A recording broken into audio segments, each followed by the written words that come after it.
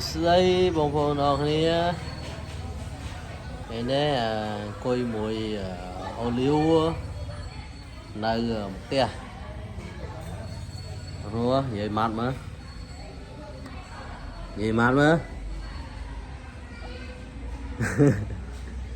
vậy mát mà vậy mát mà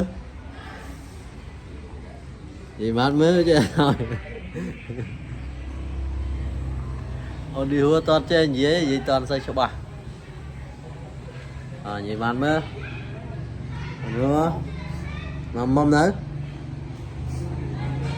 mầm nữa nhanh nhanh nhá lớn rồi mẹ dùng mộ dùng thôi à dùng thôi à thì bạn mới để ngon lấy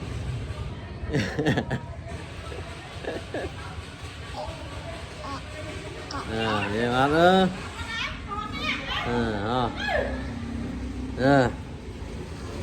rồi một spare nhá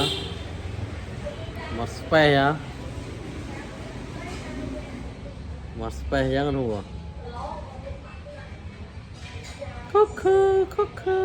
bye bye bố bố nó đi chạm chụp kia đó tết hồi ôn đi hùa